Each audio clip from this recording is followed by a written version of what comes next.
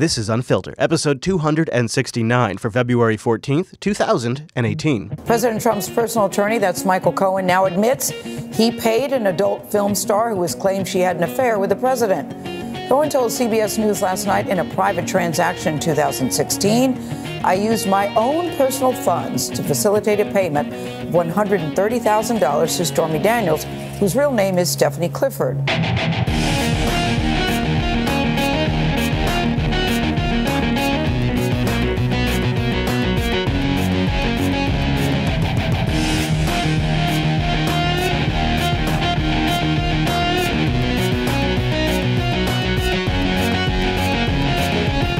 Yes, February 14th, the day that I expressed my love to you, the patrons, to you, those in the audience who don't choose to be a patron, to you, Chris, for running the board, to producer Matt for producing the show. I am going to even extend that love out to the trolls as well.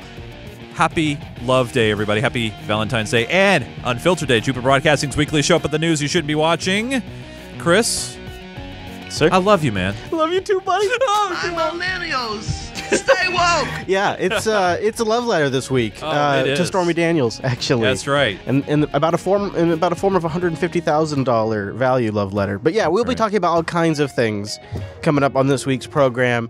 You know, you would almost wonder if you need like 3 Unfilter shows to get through all of this stuff in a single week. Well, I don't know if you're aware, Chris. You know, we do have a goal, if you will. Oh, is that so? Yeah. That on our Patreon page, patreon.com/unfilter. There's a goal of more Unfilter. I don't know if you knew about that. Well, it's called supplemental. We're gonna have to talk about that later because this week we'll just make the best we can with what we got.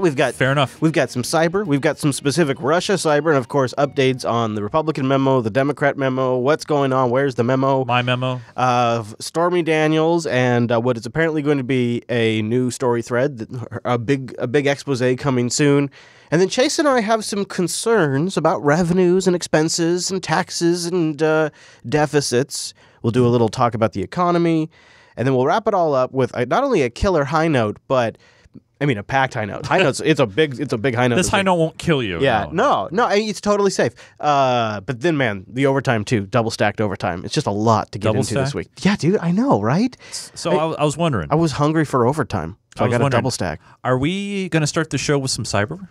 We should totally start the show with some cyber. Fair enough, ASL. And there's a little cyber hype this week about your smart TVs. Millions of smart TVs connected to the internet. Streaming apps like Netflix could be smarter than you think. Anything with a connection is a target for a hacker. A new product test by Consumer Reports found... Stop. Please stop. Yeah. I can't believe you fell for this. Wait. Oh, you don't know what my angle is on this. All right. I got an angle. Okay. I got an angle, buddy. My BS meter just went off because I'm surprised you led with this, but go ahead. Well, I feel like sometimes in the cyber segment, we also got to look at how the media covers technology. But this is not necessarily the media's fault on this one. You're going to go after Consumer Reports? I'm going to go after Consumer Reports. All right, well, here, I'll play the thing, and then you say your bit. A relatively unsophisticated hacker could take control of a smart TV from thousands of miles away and turn the volume up, change the channels, and force it to play videos to harass or frighten you. All right, so the goat-say possibility there is mild. The vulnerabilities are found in smart TVs by Samsung, TCL, and others that are connected to the Roku TV platform. Many of those models also track your personal viewing habits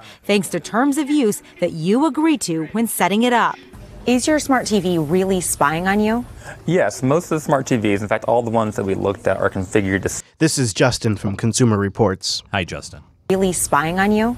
Yes, most of the smart TVs, in fact, all the ones that we looked at are configured to send back to the manufacturer minute-by-minute reports to the things that you're watching. That information allows companies to target ads to your TV or even other devices based on what you've watched. Samsung responded in a statement saying, protecting consumer data is one of our top priorities. We make every effort to ensure that data is handled with the utmost care. Roku says it takes security very seriously. There is no security risk to our customers' accounts or to the Roku platform as stated by Consumer Reports. To protect yourself, security experts recommend change your settings by opting out of data collection. Always download software security updates and use a password to protect your Wi-Fi network. Hard-hitting advice here, Chase. Hard-hitting advice. Wow. So here's what I wanted to... So there's two angles I have on this, actually. One is I read an article by Kashmir Hill She published it to Gizmodo, and she's a pretty legit journalist. And she actually did an interesting study where she had a friend put a packet capture device on the other end of her router, so on the WAN end of her router, and captured all of the packets out of her house for a month. And then she equipped her home with all the smart devices and an Echo and smart TVs, the thermostats and all of that. Right. And even a vibrator, I guess, according to the story. And then they saw what they could capture. And there is some legitimate data leakage in the sense that some of these TVs are sending what you watch as like a TV schedule, and they're doing it over HTTP. So there's that element of it, I suppose. But the I think it's what I don't get about this story, and maybe you can help me understand this part of it, is it's sort of like the media eating itself, because NBC is owned by GE and they have some skin in this game, and it's like it's sort of like NBC, fighting their own product. And by the way, NBC has an app on the Roku marketplace, so yeah. So this Consumer Reports thing, that this is a thing that don't get me started on that. So okay, go ahead. So the first thing, the reason why Consumer Reports they really dinged Roku on this, because this is Roku software that is built into these TVs, the TCLs, the Samsungs, and such. The Roku software does allow you to enable an option to essentially put private Roku channels on your television. So these are the third-party channels that are not really on the full Roku marketplace. These are private channels that some people have created to pull down, I will say, content that isn't fully licensed sometimes, and things of that nature. Okay, the whole data collection thing. When I worked at Nielsen, part of the thing that we did, of course, was computer measurement. And when it comes to televisions and smart TVs, well, yes, it does send back diagnostic data. It does know what channel number you are on. Part of the problem here is they say they know what channel you're on. Technically, that's true, but a lot of people still use set-top boxes. They just have things plugged into HDMI port number 1, so they're not able to extrapolate demographic data. They don't know if your kid's watching. They don't know if you're watching. They don't know if your wife's watching. You got to figure. So there's a lot of like gray area that they're not even talking about here, which really pisses me off, because it's like they're really trying to scare you, and this is a safe thing. And they're trying to say, oh my god, and oh, the sky is falling. We cannot recommend this for Consumer Reports. Well, the normal everyday consumer, you should have your password protected on your network. That goes without saying. We have seen stories where it turns out they're listening to audio or things like of that nature. But I think from like a security standpoint, it bothers me to be putting more sophisticated operating systems that are connected to a network, because you got to figure, even like the best smart television platform probably doesn't get updates beyond 5 years, right? Oh, yeah. But these things could be 8-10-year devices, so it does seem like they could be another spying exploit device. Okay. So I think that's what the geeks worry about. Yeah. And then the average consumers are worried about the privacy aspect of it. But if people really cared, they wouldn't be putting Echoes in their houses. Right. Not only Echoes, but you can opt out of the data collection. Usually it's a box check saying, do you mind if I send back diagnostic data? A lot of people just blindly hit next when they're setting up their stuff. That's the problem. Yeah. I mean, people are not reading what they're getting into. Yeah. All right, let's keep going on I got one Redbook prediction right now here, up front. Right. Maybe I've made this one before because I'm so convinced of it. I'm almost would be surprised if I haven't. Perhaps producer Matt can check the electronic Red Book. I say regulation is coming to social media platforms. They haven't worked it out yet, but regulation is coming. Three giants of social media have been grilled by a panel of UK lawmakers over allegations of Russian interference on their platforms during the Brexit vote. But there's been little, if anything, to back up those allegations. We looked at all advertisements with any connection to Russia, and we found no evidence of our services being used to interfere in the Brexit referendum. A very small number of suspected Internet Research Agency linked accounts, 49 such accounts were active. during the referendum campaign, which represents less than 0.005% of the total number of accounts. That these are very low levels of engagement. Until we've completed this investigation, we won't know. But what we haven't had is information that's enabled us to target on a particular page. So this is going on across the pond. And I have in the show notes a sampling, a small sampling of stories that have been trickling in since November about regulating Facebook. The CEO of Salesforce was at an industry event, and he said that, and he's speaking to the media. So it's a media industry event. He says to these people in the media, it's time to start treating Facebook like the way we treated big tobacco. And I don't know exactly what that means, but I would interpret that to mean we're going to now destroy Facebook's reputation and get them regulated the same way we did to big tobacco. Bill Gates just came out and said that social media companies should proactively work with government to do proactive regulation so that way they avoid the legal pitfalls that Microsoft ran into during the monopoly suit days. So that just came out too. And so the pressure is on, and it's getting coverage on the New York Times. It's getting coverage on NBC. Tonight, a major advertiser threatening to abandon Facebook. Consumer product maker Unilever, which makes Dove soap, Lipton tea, and Pepsodent, says it may pull ads from the platform because of consumer complaints alleging toxic content, racism, and fake news. There's some unintended consequences that now need addressing, and we're going to prioritize our investment to help focus that. Facebook, which made $40 billion on ads last year, responded, saying we fully support Unilever's commitments and are working closely with them. The hit comes amid growing criticism of Facebook. A new Wired magazine investigation digs into the company's troubled 2 years since the 2016 election. The company has a whole lot of threats. Zuckerberg thinks about all of these dangers, and they really started to weigh on him. Last month, former Facebook manager Sandy Parakilas told us he warned the platform could be manipulated by bad actors in 2012. There were a lot of people who were trying to take, some kind of malicious activity using Facebook's platform. Is what you're telling me then that Mark Zuckerberg is not doing enough? Facebook is not doing enough. They're not doing anywhere near enough. In recent months, Zuckerberg has deployed 14,000 people and artificial intelligence to stop false news and offensive behavior. He's clearly been in a fight, but he's also confident. They now think, though, that at least they're starting to turn the ship around. The biggest social network navigating the rough waters of trust and truth. Yeah, they're going to position them as a media outlet, and they're going to have to be regulated like a media outlet.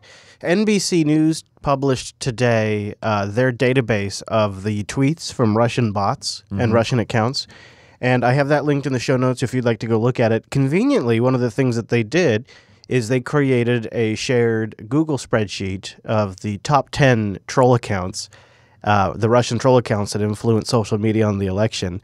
So you can, if you would like to just take 30 seconds of your day and go look at what those were, they're linked in the show notes, and there is a Google spreadsheet that you can open up and just view of the top 10 troll accounts, and you can see how little traction they got, because one of the columns is how many times the tweet was retweeted, how many times was it favorited, how many followers, and it's like all of the other tweets we've ever covered on the show. Most of them have no retweets. Some of them have somewhere around 5 or less. Some of them have a few likes. And that's the top 10. So it's not really about meddling in the election. That's just one of the many avenues now.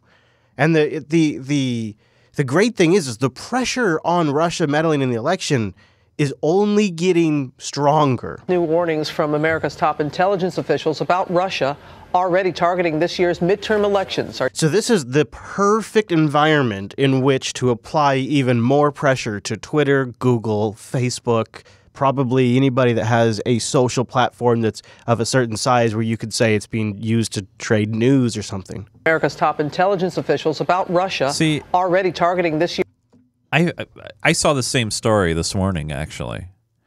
And that's an interesting take on that. I'm not saying that's why they're running this story. No, I know, but that's definitely a different. That'll give the environment. That's definitely a different environment because the take that I got from this is the ongoing feud between the intelligence agencies and the executive branch. Yeah, that's it. I don't mean to cast it one way, but I know, but that's also another potential angle that I didn't even consider, which is a great point, is that they can also spin this in that way where they say, well, all right, we need Twitter, we need Facebook. It's brilliant for that great reason. Insight. Yeah, great insight. Warnings from America's top intelligence officials about Russia already targeting this year's midterm elections. Our Chief Justice Correspondent Pierre Thomas has more in Washington. And Pierre, this warning comes as we know millions prepare to head to the polls later this year. Robin, good morning. I've covered a lot of hearings, but this certainly was not business as usual. The nation's top intelligence officials had a stark warning about the upcoming congressional midterm elections. The Russians are coming again. The director of national intelligence was incredibly blunt, saying, quote, the United States is under attack. And the CIA director said that the U.S. has already uncovered evidence of Russians targeting the upcoming elections.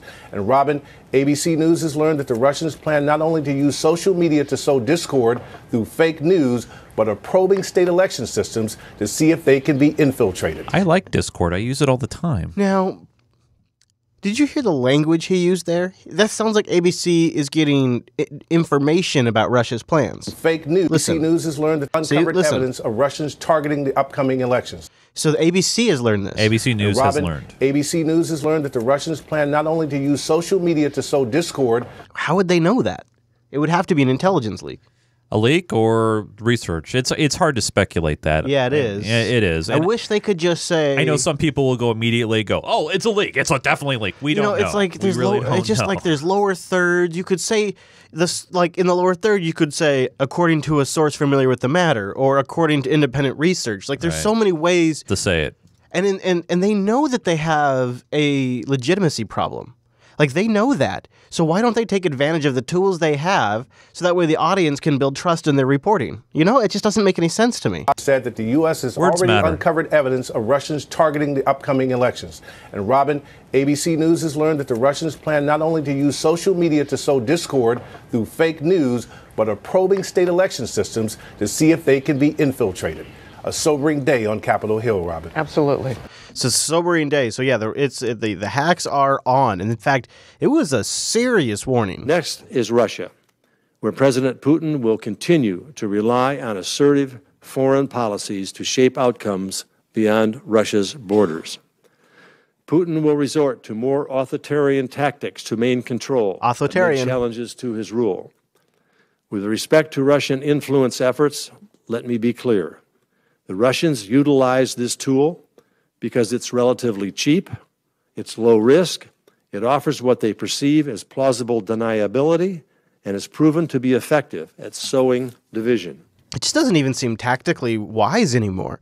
If the intelligence agencies are so hip and aware of what they're doing, it just seems tactically unsound that the Russians would keep doing it. I don't understand it. Those crazy rescues, dude, huh? So I want to say something in that right now we don't have any evidence in front of us that you and I can see that's been released through any kind of traditional media or anything like that. All we have to go on is what is being said by government officials and the intelligence agencies, okay? Yep, that's probably all we'll ever have. I know. And let me be clear. Maybe a leaker. Yeah, but let me be clear here. That doesn't mean that it's not true. And I really feel that there seems to be a lot of smoke. I mean, they're making a lot of noise. And I know, but it still doesn't mean it's not true. Yeah. And so I think we got to be very careful here. Just to look at it with our eyes fully open. That we don't automatically dismiss anything just because it's on in front of us. We don't have to 100% believe it. I'm not saying that either. I'm just saying we don't have to 100% dismiss it. And I think we sometimes get in a trap in doing that. I think there's a couple of things that have muddied the water in that particular issue. I think totally. Because the thing that I try to do is keep the idea that there could be different range. Meddling is this vague term that could mean everything from sending money through PR firms, buying ads, paying off politicians, paying lobbying groups. I think you could technically consider that meddling in an election. which Russia absolutely does that. It also could mean like leaking information to the Trump campaign and trying to position WikiLeaks in a place to be basically a megaphone of information. That is possible as well. And the thing that muddies the water is all of this Christopher Steele, golden showers, dossier crap that is just getting more and more delegitimized, and it looks political. And then you got people like my buddy Schiff, and Nunes, who also make it look like it's political. And so which is a totally different layer. Like, it's a different layer of the 7-layer Russian dip. You know what I'm saying? Right. And it could be that the cheese layer is phony, or it could be that the bean layer is phony, or the entire dip is phony, or, whatever. We just won't know until we go further down the road. And it's just maddening to tell them, because there's these dramas, like these story arcs from a bad Netflix series that come up, and like one of them right now is, what are we, 4 weeks into this memo shit? What is this, like the 4th week of this memo stuff? Yeah. And so last week, as we were wrapping up the episode, it was, there may be another memo coming out. We'll have to see. Well, now we know. All right, breaking news. We can tell you the President of the United States has decided not to release the Democratic memo, the rebuttal to the Nunes memo, which alleged abuse at the highest levels of the FBI.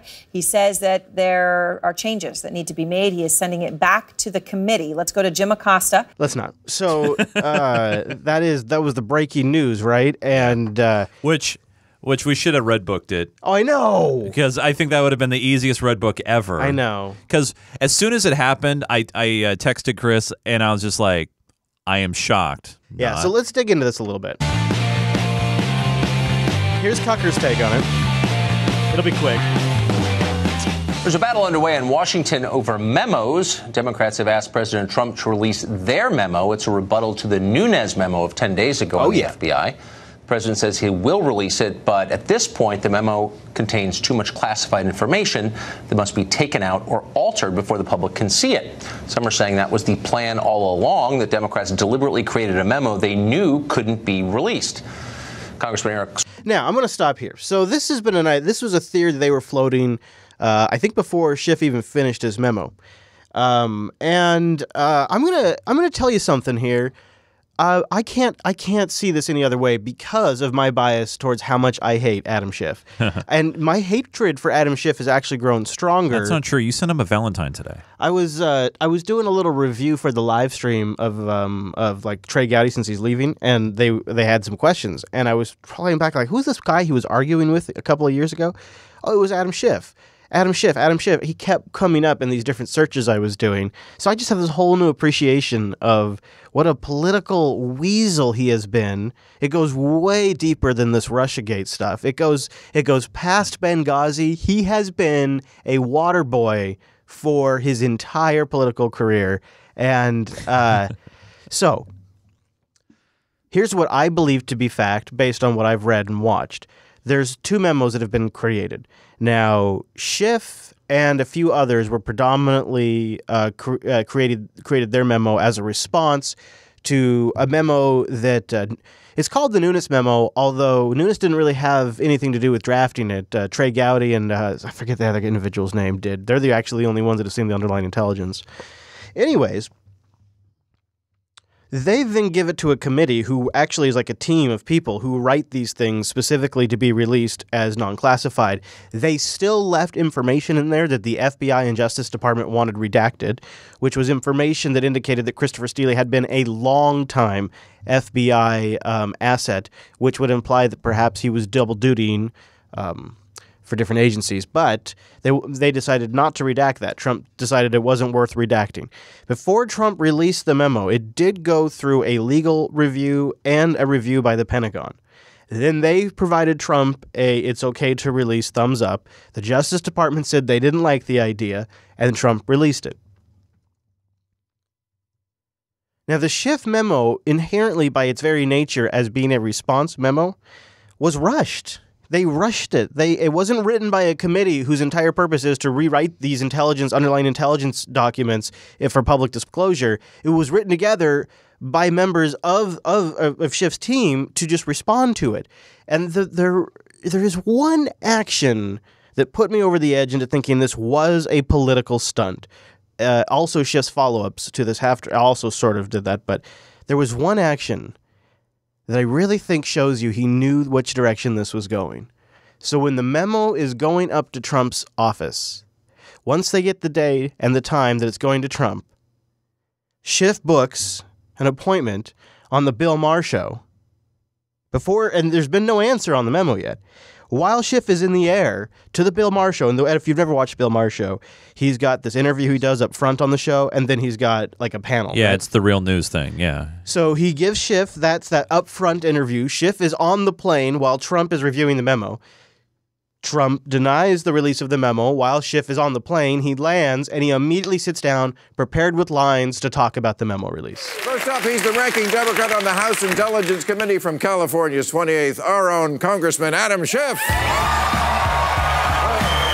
Also, just listen to like the little mini conversation they have. He's such a good boy. How are you?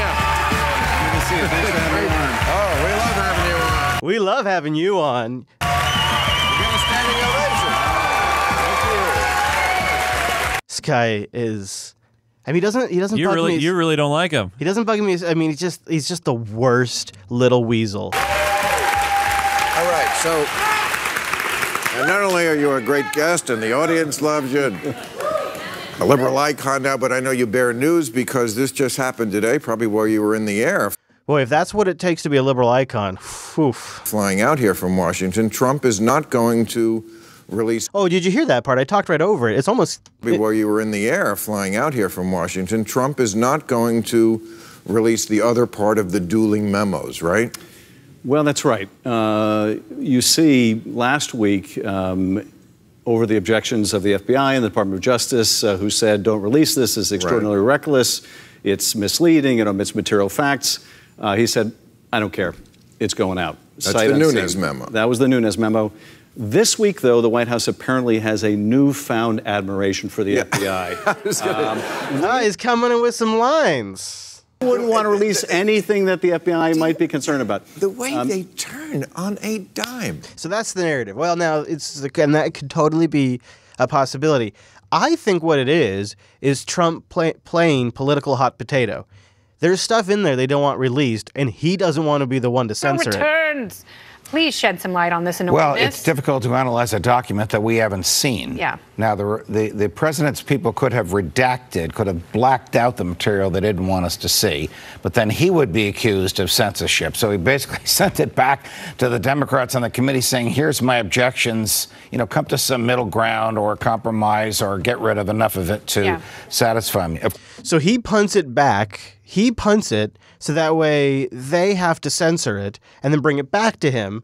And Schiff's already agreed, I'll work with The top Democrat FBI. on the House Intelligence Committee will work with the FBI to edit his rebuttal to the Republican memo released last week on alleged bias by the Bureau and the Justice Department. 2 weeks ago now, President Trump says he will not declassify the Adam Schiff document because it contains too many of the country's secrets. Here's Chief Intelligence Correspondent Catherine Herridge. Those things need to be redacted. House Republicans backed the White House rejection of the Democrats' memo they say is loaded with national security sources. A highly placed intelligence asset attended a particular event in a particular country, in a particular location, at a particular time, which it does. He claims that's in there. I don't know. That's his claim. Country in a particular location at a particular time, which it does. I can figure out who that intelligence asset is, and if I can, our adversaries can. A source close to the process said Democrats can expedite the review by making the requested FBI and Justice Department redactions laid out in these letters signed by FBI Director Christopher Wray. So Wray essentially writes back, if you make these changes, you don't have to go back and vote on it again. We're good. And Deputy Attorney General Rod Rosenstein. No committee vote would be required, and the memo could go directly to the president for declassification. However, the source said revisions beyond the recommended redactions would likely require another committee vote behind closed doors, slowing down the process. Yeah, so if it requires serious editing, then that's really going to screw it up. And that I don't think they're going to want to do. So I heard about, and I don't know if this is true or not, I hadn't been able to cross-track and verify. I thought your best buddy, Mr. Schiff, can't he just go to the House floor and just read it? I thought that you That can is do a that. thing, yes. Yeah. Yeah. So this is all political theater. Yeah. Yeah. I mean, seriously. I mean, if it's such a concern for him to go out and get this memo out there to rebuttal memo, he can just go out on the floor and read it right now. Yeah, he could. But he's not going to because it's political. Yeah, I mean, just like the first memo, I believe it was political. You don't just so the thing that I know that Bill Maher thing is. Think about that. You don't just accidentally wind up on a plane on Bill Maher's show. That's planned in advance, man. Yeah, that is an. That's an advance. You're going with a very intent, and he goes in with some lines. Right. He already knew what he was going to say. I think he was already. I was reading an analysis. I think it was like a right-leaning analysis. I read stuff from everywhere. And they were saying that, well, he did this intentionally because he knew that it was going to get kicked back. So it was a political ploy. If it was somebody else, I'd be like, But what puts it over the edge for me is Schiff has been so smarmy like this, like Slicky, yes, slick. slimy, It's slick. Yeah. He's Slick Woody. Yes. Oh boy. No. Democrats Stop that seemed now. open to changes. We're going to sit down with the FBI and go through any concerns that they have, and any legitimate concerns over sources and methods we will redact. Over the weekend, President Trump accused Democrats of laying a trap, including sources and methods that would have to be removed, then allowing Democrats to accuse the White House of not being transparent. Accusations backed up by the president's aides. So it's very clear who's playing politics with people's lives. The Republicans write a memo which the FBI quite accurately describes as misleading and omitting material facts. The Department of Justice says it would be extraordinarily reckless to release this. And what does the president do? He says, I'm going to release it. The House Intelligence Committee's Republican chairman called the 10-page Democrat memo political because it characterizes a Trump campaign advisor as a double agent and the British spy behind the DNC Clinton-funded Trump dossier as credible. They attack myself. They attack Chairman Gowdy. They turn Carter Page into some super secret Russian spy. Can you believe this investigation has gotten to this level of a shit show? Like, do you remember it started spinning this direction because of Devin Nunes, to be blunt. Yeah. That's when it broke out, for sure. About a year ago. Although it may have always been, but that's when it went public. When Devin did the end around and went to the White House. He rushed over to Grandpa's house. Yeah, exactly. Now, it started then. Don't you think, just like look back when you and I remember, it's quaint thinking about you and I sitting here on these microphones going, wonder where all this Russia stuff's going. They keep talking about Russia an awful lot during the run up to the election. And now here we are where this total, complete shit show is happening. It's really remarkable. Behind the DNC Clinton-funded Trump dossier as credible. They attack myself. They attack Chairman Gowdy. They turn Carter Page into some super secret Russian spy. They talk about how Christopher Steele is a really, really good source when we know that he lied to the FBI. So we want this out. Schiff also called out Wade, you see what he says there? We want this out. If they put a memo out where they're putting all of their eggs in that dossier and Christopher Steele, that almost feels like they're going to sink their own boat. Yeah, and this is where it goes back to what I said even about Schiff. They could have just went out to the House floor and they could have just read it. Yeah. And they could have, but no, they're playing this game back and forth. And who gets held in lurch? We all do. And that's the thing that gets us all pissy. So I can't believe we're about to talk about Stormy Daniels on the Unfilter program, but I guess it just wouldn't be the current era of politics without this conversation coming up. And I debated whether I wanted to cover this. My first pass on this is a dumb story, and I don't really want to talk about it. No, wait, can I ask probe? Why? Can I probe in that a little bit? Yep. Why? Because, it is very peculiar. It's the same. Yeah, it's the same reason why I wrote off Hillary's email server.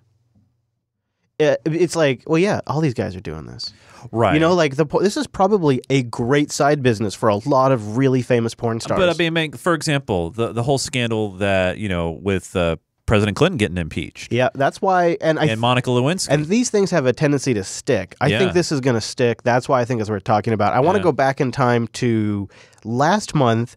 But see, again, because I wasn't really tracking this, I was tracking it. I grabbed the clip, but I didn't want to really run it on the show. But I think it's pretty relevant now.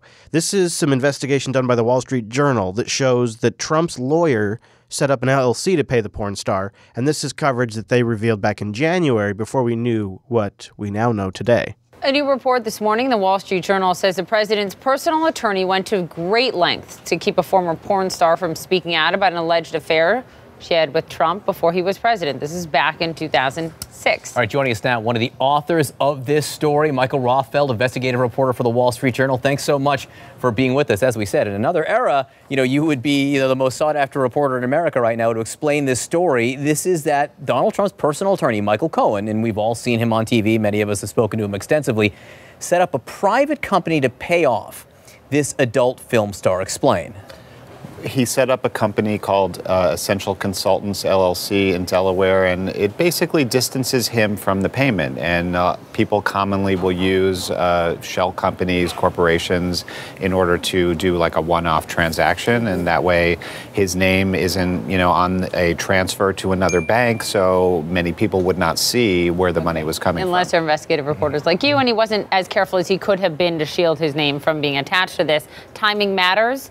This alleged payoff happened weeks before the election, October. That's right, about 3 weeks before. And we know that Stormy Daniels, whose real name is Stephanie Clifford, a former porn star, had been in discussions with Mr. Cohen for several weeks, months actually.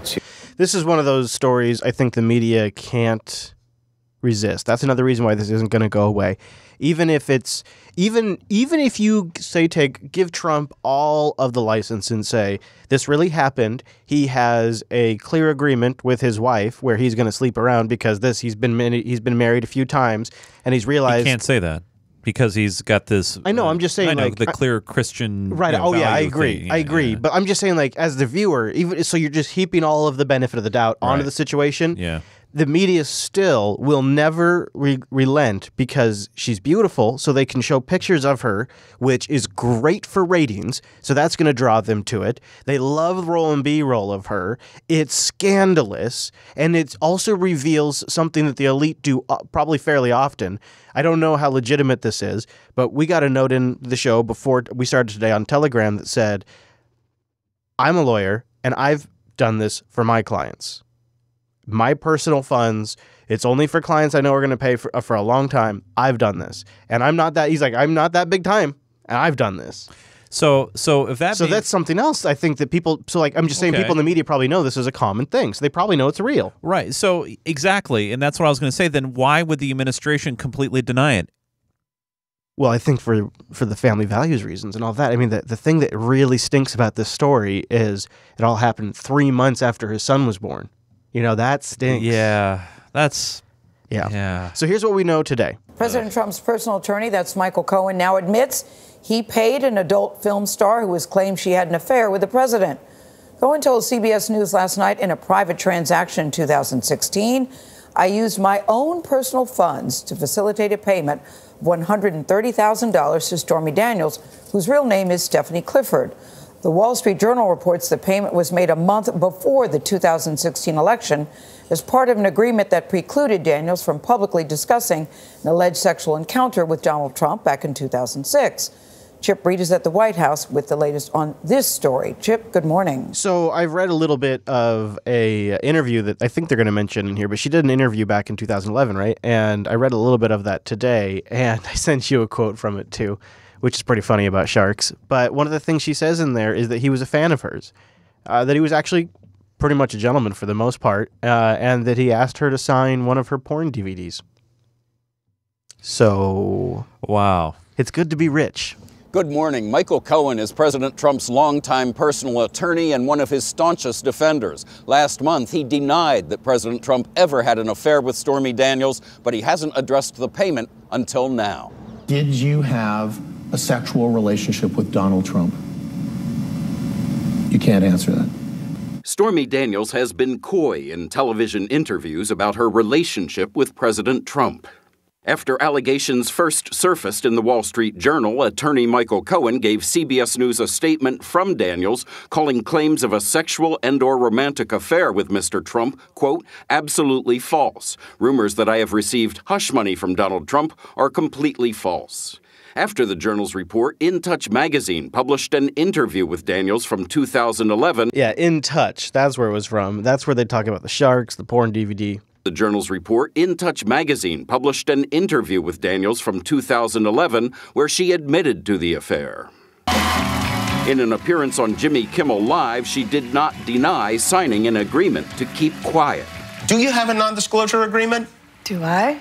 You can't say whether you have a non-disclosure agreement, but if you didn't have a non-disclosure agreement, you most certainly could say, I don't have a non-disclosure agreement. Yes? You're so smart, Jimmy.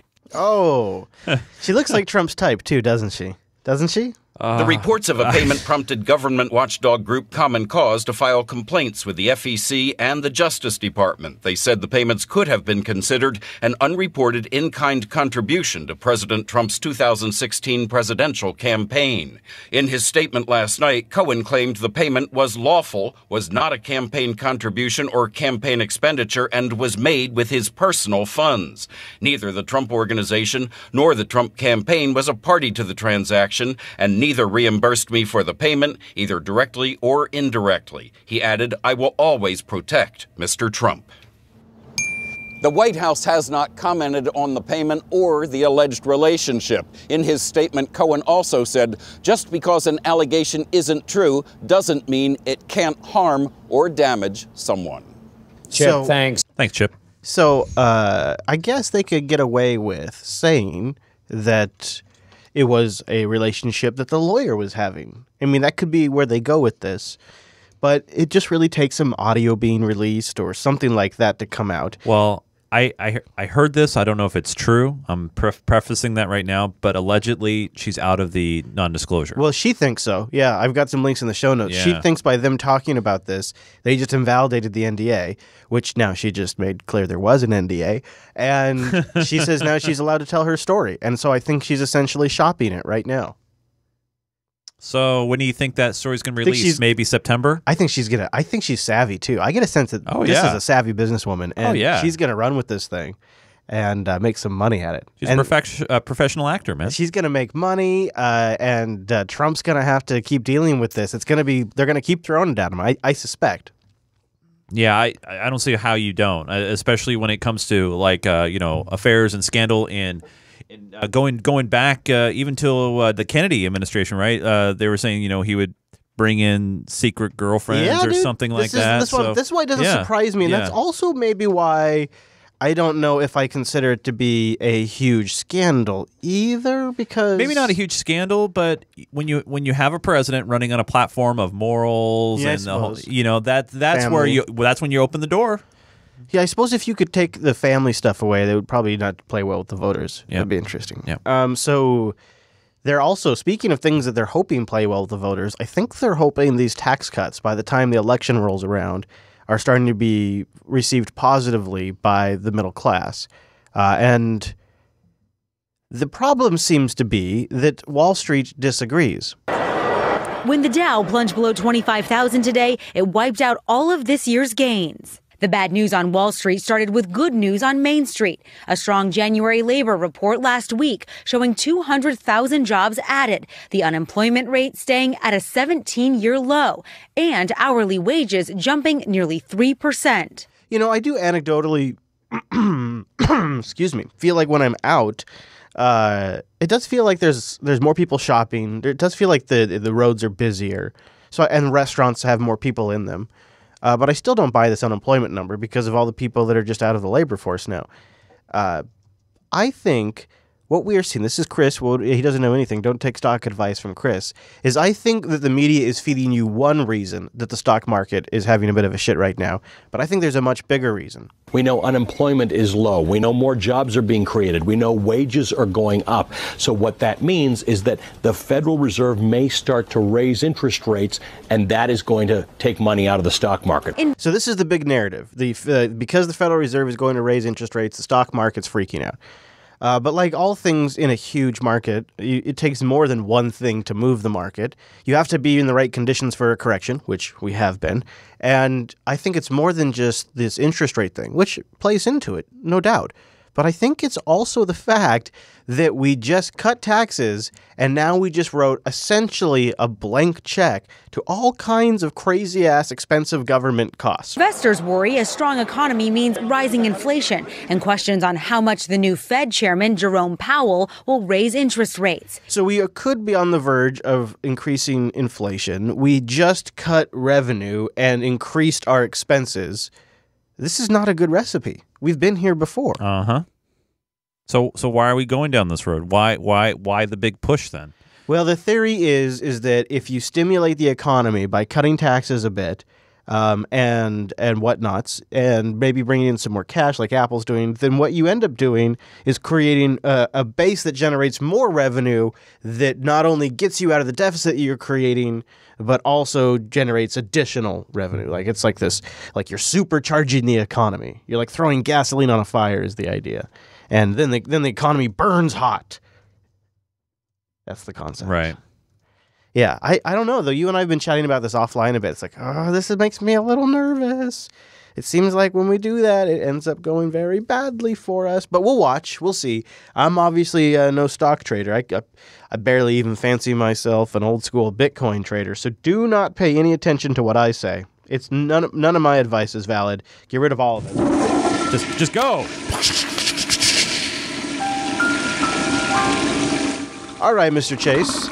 Yes. What do you say? Should we do a little sack? I just can't. Before we, I just can actually. I can hit to the sack because it's time for a super sack. Oh, a super sack. So I'm going to do this from time to time. I'm not just going to wait for special occasions. I'm going to spring this on you. A super sack will be open.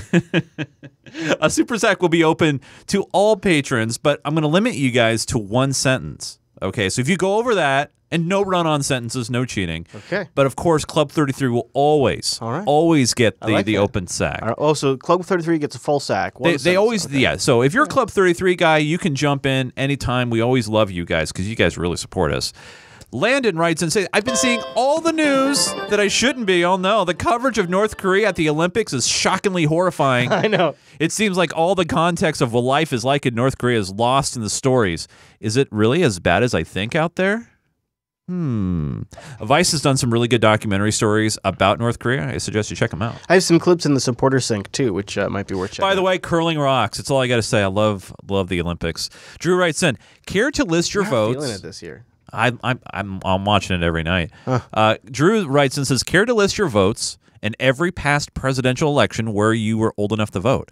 And I saw this question earlier, and I was thinking in my head, I voted for George Sr., I voted for Bill. I voted for Gary Johnson twice, back to back, including the last election, and I might be missing one. Maybe it was Bush. I think it was like Bush, Clinton, Bush, Johnson. My memory is so bad. I feel like I would have to actually sit down and write it out to actually answer that because the last one I remember voting for felt like I was just sort of. Protest voting for Gary Johnson. So I do remember that one. I think I voted for Obama's first term, I think. And I think that was the first president I ever voted for. Okay. I did vote for Obama. I did. First term Obama. First term Obama. I was young. And then Johnson. And I got to say, yeah. I did not vote for Obama the re-election. I did not. You know, it's partially Obama's fault that I'm so woke now. I am so woke. I'm so woke now because of him, because he was promising all this hope and change and shit. Yeah. And they got in there and nothing. It felt good at the start. We were all feeling it. We thought he was going for the young vote. Yeah. He was playing us like a fiddle. We got played. I did get played. That's what burst my bubble. Fire Fury and Drones writes in and says, hey, yo, Chris and Chase. So my country's celebrating 100 years of independence with 50 of those under occupation still. And the mood is crazy with corruption, tax avoidance, deterioration of public services while everyone's out for themselves. But hey, we still have plenty of love. So greetings from Lithuania. Happy Valentine's Day. Yeah. Robin writes in, so 538 put out a podcast this week, which can be distilled into them saying all the hate and attention paid toward your good friend Nancy Pelosi is unfair. Their arguments being in order: 1, all congressional leaders get flack, so it's no different. 2, people in media are sexist. 3, oh boy, that one. People in media are ageist. I know you, Chris, say she represents the rot of the establishment, but would love to hear a few points from you guys on one why big one. Nancy deserves to be examined with a more critical What do you eye. always say? Show me the money! Show me the money! So somebody should Google search or go Bing this real quick. How much money Nancy Pelosi just raised recently for the Democratic Party? I believe it's somewhere in the multi-million, like 70 million even or something. She just blew the doors off on fundraising recently. Yeah. She brings in so much money for the party that they are, and the DNC is so broke itself that the Democrats themselves, like the rank and follow, are so tied to her money teat that they have to work with somebody that they all know is inherently incompetent and should be out. She's embarrassing. She devalues the party every time she opens her mouth. And the problem is that she erodes the faith and trust in their most progressive base, in their younger base. When they see her up there, they lose faith in the Democratic Party. She is their worst spokesperson, and turns out that's her position. So, yeah, I think she's a huge problem for the party, and I think until Democrats like her are gone, just like Democrats like Hillary have to go, they're gonna get their asses handed to them in a lot of places. There's like an older Democratic establishment that needs to wake the hell up. Because they're trying to play the same old games, and there's even some new guys, and I kind of call Schiff a newish guy. He's playing the same games. Yeah, she just raised 2 days ago, this news story. Nancy Pelosi raises $50 million for House Dems in 2017. So this is the problem, is that Nancy Pelosi is so well connected because she is corrupt that she brings in so much damn money to the people, the rank and file, that can't depend on an organized DNC. They have to get money from somewhere. They need that money to play the game, and Nancy's the one writing the checks. Andrew Barton writes in and says, hey, question. In your wildest dreams, what would the show become over the next 10 years, and how would it affect the world we live in? Well, I first hope that we're all around in 10 years. You know, hey, we have good health and everything. But that being said, the show sometimes, and I'm going to be honest with everybody, including you, Chris, that, you know, it adds a little level of stress because of the fact that, you know, we see what's going on with our country. We see the constant polarization and bickering on both sides. And it bothers me just as a person in general, because I remember back in the day we would be able to have, I feel like we were able to have cordial debates and talk to each other. We weren't wrapped in our confirmation bias of media. I really try to force myself, Chris, every single day when I'm reading about the news. I will flip to a conservative radio station. I will flip to a liberal radio station. I will read CNN. I will read Fox News. I will read alternative other, not mainstream news websites. And I feel like a lot of us don't do that because we get so wrapped up in our confirmation bias that this is what I believe because those guys are bad, or no, I read this, those guys are bad.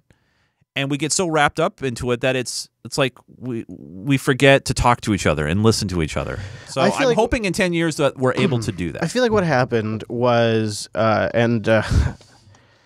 course it goes this way, but this is my honest opinion, is that I think a year before Hillary ever decided or ever publicly announced, of course she'd already decided, a year before Hillary, maybe even 2 years before Hillary publicly announced that she'd be running for president, the people that work for her and her machine and the DNC began to transition their party over to a party of identity politics, where politics represent your struggle that you are fighting. This is the fight of your life, and it matters because this is the defining moment of our historical life. And if we don't take action, if we don't speak up, if we don't do X, if we don't hashtag this, then if we don't virtue signal, then we're not taking action. And this identity politics has gotten people really, really riled up. Yeah. And I think it blinds people emotionally. It does. Because when it's the same reason why you have people that are like Nike people or Apple people or BMW people because they associate a bit of those brands with who they are, their own identity. I'm a person who has to have the iPhone because it's the nicest phone. I'm a person that drinks this kind of coffee because it's the right, or this beer, right? What about the whole Linux Microsoft wars? Exactly, exactly. Yeah. It is part of my, I believe in open source, that free software is going to fundamentally enable people at a level that commercial software never can, and gives people access to technology all over the world that can't afford it. That's a belief system. Yeah. And so all of this stuff is now super core to us, where I think when I was younger, even just maybe even not even younger, maybe even just 10 years ago, 5 years ago, what it felt more like 4 even years ago, it felt more like like politics was this thing that you observed because it was pretty much a sideshow to your life. And that was even more so for like my grandparents. Like they would sometimes get involved with local issues, but they would basically just write off, oh, all the politicians in D.C. are corrupt. You know, they're all liars. And they wouldn't pay any attention to D.C. politics. They would pay attention to local initiatives and local issues. Yeah. And now that's all flipped on its head. Yep. Yeah. And we see it more and more. And I'm just hoping maybe one person at a time we can just say, hey, guys, take a step back, relax. We're all in this together. At the end of the day, we're all in this together, and we really should try to listen more to each other. Hey, Matt says real quick, thanks for letting me spend Valentine's Day in your sack, Chase. You're welcome, Matt. Verituna writes in, one of our Club 33ers. Okay, so the note of the week is this. Aside from Russia hacked the election narrative collapsing, was the eye-cringing scenes at the Winter Olympics where the only country that is not there being cheered so loud that it drowns out all the other fans, Russia. Hilarious egg on the face for the IOC. On a more serious note, we now have the first case of a UK citizen fighting against ISIS on the side of the Kurds in Syria being taken to court on terrorism charges. This shit show gets even more chaotic. Yeah. I only just heard about the shooting this afternoon. This is the one, as we record this, happening in Florida. And I personally feel that it says less about gun control and more about poor mental health services that seem endemic in these situations. That's it. Glad the sack is back. Now, don't be so foolish and let's let it go slack. Okay. All right. I'm not going to dignify that with an answer. Fair enough. Wow. I never knew this many people could fit inside Chase's warm and delightful sack. That was from AT. Thanks, buddy. John Jolly says, hey, what's with the Delaware governor last week suggesting school kids K through 12 could pick their name, gender, and race without parental permission, even to ordering sex-suppressing drugs to change gender? Or is that just media coaxing us to pull our hair out? I didn't hear about this. If I was in Holy school, crap. I would be a William Shatner or Bill Shatner or go by Bill or James Tiberius Kirk. Yeah, fair enough. Last but certainly not least, Michael writes and says, John Brennan and NBC. Oh, thoughts? yes. I'm going to cover a little bit of that in the overtime. So I'll give my thoughts, and I'm just going to say a name and 3 call letters. Mike Morrell, CBS. Yep. I mean, I know it's a thing now. All I got to say, Michael, is this is a revolving door. Panetta's on CNN. Yeah. I mean, this is what networks are trying to do now. They're trying to get the highest name level person that they can get. Plus, like I'll say in the overtime, think about this too. A lot of times when you listen to the reporters, what they're saying is a source familiar with the matter, or they'll say a former intelligence official tells us, and what that is that's somebody at the CIA tells Mike Morrell, and then Mike Morrell tells somebody at CBS. That's how that works, right? Yeah. So that's very valuable for these stations to pick them up. It's creepy. It feels really weird. It's really a pet peeve of mine. So yeah, I got a clip about it. So if you want to get involved with my sack, head over to patreon.com/unfilter. You know what? You don't even have to be in Club 33 to be a part of my sack, because sometimes we will open it up to everybody. Boom. But special thanks to all you Club 33ers and everybody who support us, and a special thanks to all you guys listening right now to the show. And by the way, That was a really good seg. I thought we had some good in-depth discussion. Thanks for the comments and feedback. I love that stuff. We could use some more. We picked up one patron this week. We could use some more support. We picked up a Club 33 during the show. Oh, that's awesome. So big thanks on that. Dude, that is awesome. Yeah. That is a big thank you. All right, well, Chase. Wine because I want to win. I want to win. Speaking of winning, Mommy needs a joint. Give Mommy her joint. Let's talk about a very old knock against cannabis, which is back with a vengeance in the last couple of weeks. Is Sessions talking about? Yeah, we'll start with Jeff Sessions. My goal for 2018 is to see a further decline. We had a 7% decline last year in actual prescriptions of opioids. We think doctors are just prescribing too many. I actually 100. I agree with that. Yes. We're just describing too many. Sometimes you just need to take two. He seems wasted. But, here's part of the problem, though. I would love, it would take some research, but I bet you he's received contributions from pharmaceutical companies. I'm just saying, I bet he has. Keep that in mind as we move forward. All right, fair enough. Buffering or something and go to bed. Here's where he goes off the rails. These pills become so addictive. It's true. And the DEA said that a huge percentage of the heroin addiction starts with prescriptions. That may be an exaggerated number. They had it as high as 80%. I don't know why he really seems to... Why does he not believe things? He picks and chooses which data he just wants to believe. Jeff. We think a lot of this is starting with marijuana and other drugs, too. Oh. But we'll see what the facts show. But Wait. We'll see what the facts show. Yeah. There's already facts out there. Yeah, and we've already demonstrated you don't pay any attention to what the facts say. Now, here is... So let's keep talking about this concept. The marijuana is a gateway drug. Everybody starts with this. It totally is, man. Here's another angle. This is Sheriff Grady Judd.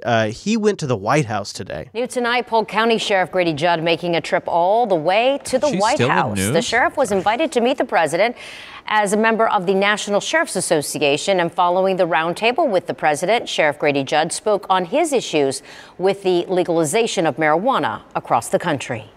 Every person I've ever asked that has a drug addiction problem, I would ask them intentionally, what was your drug of choice, your first drug of choice that set you on this path?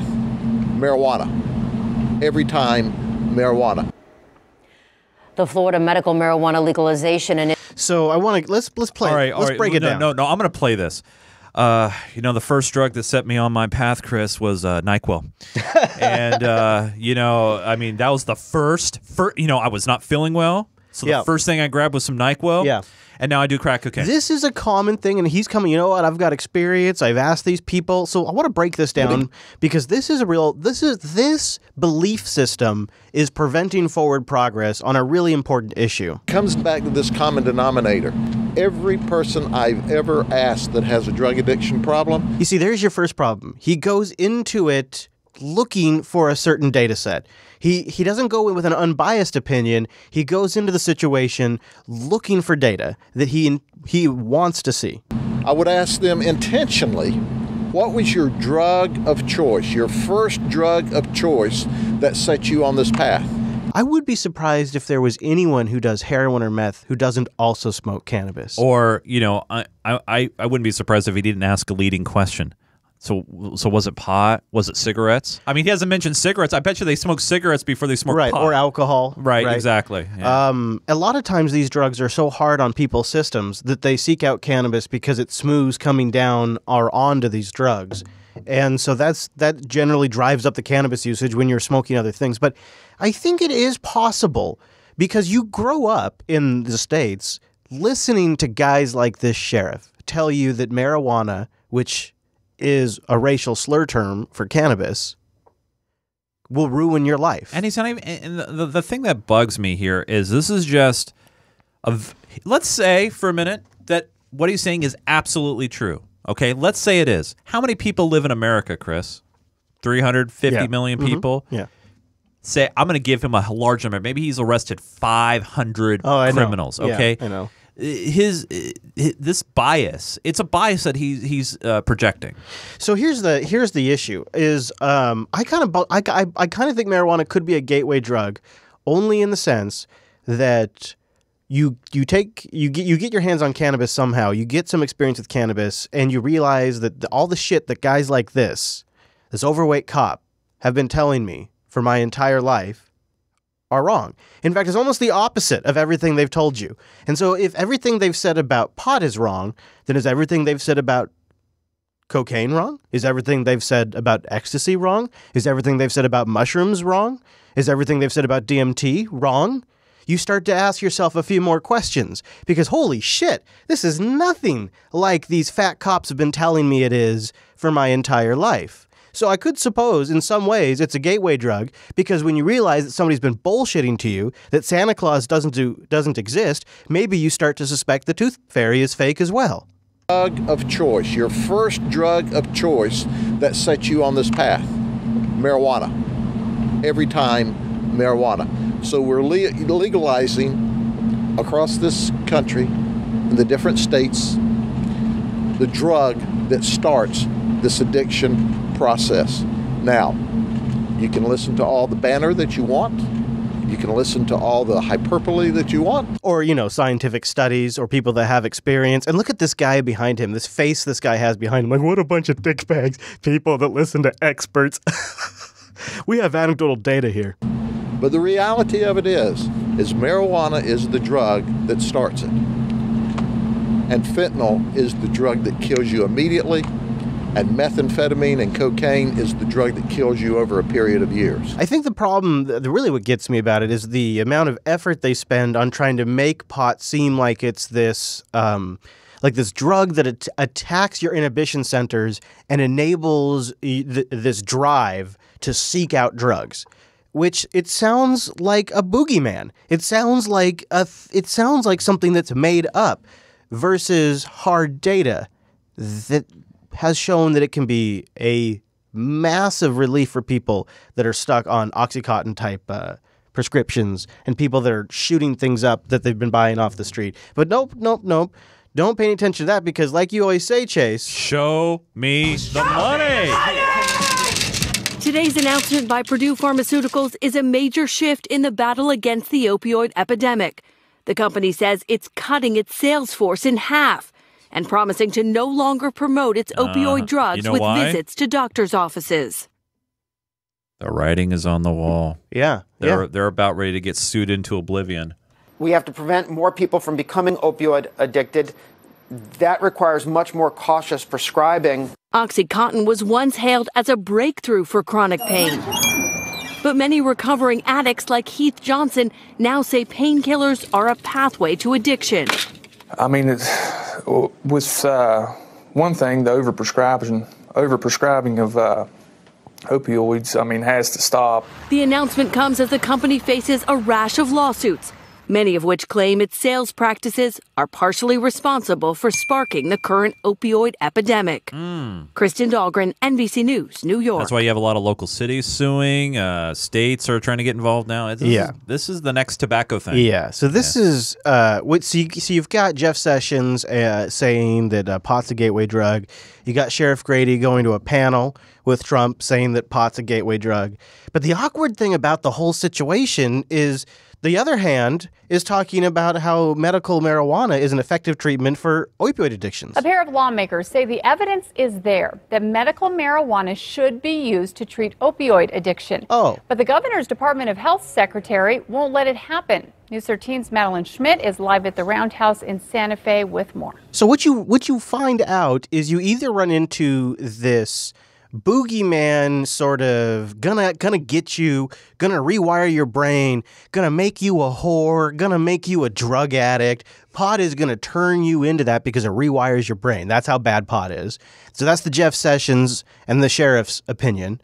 And then you have the lawmakers who say, actually, it can help people get off of these horribly addictive painkillers, and they get blocked at a political level. So it's either this hyperbole fear-mongering that blocks progress, or it's just politicians that are protecting their turf. Let it happen. News 13's Madeline Schmidt is live at the Roundhouse in Santa Fe with more. Yeah, well, Kim, twice now, the state's Medical Cannabis Advisory Board has recommended that the Secretary of Health add opioid addiction to the list of conditions treatable by medical marijuana. But nothing has changed. It started with a petition several years ago by Anita Briscoe, a nurse from Espanola, who says patients told her they were able to kick a heroin addiction thanks to medical marijuana. In response to her petition and research on the issue, the board of 8 doctors recommended in both 2016 and 2017 that opioid use disorder qualify as a condition treatable by medical marijuana. Health Secretary Lynn Gallagher, however, hasn't added it. Now, so you got these doctors, you got these patients, they're all for it.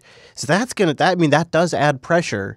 The other group that adds a lot of pressure is veterans. The opioid crisis in our country is leading to more support for other treatment options, including medical marijuana. Some local veterans are calling for it to be legal nationwide and easier to access for those who need it.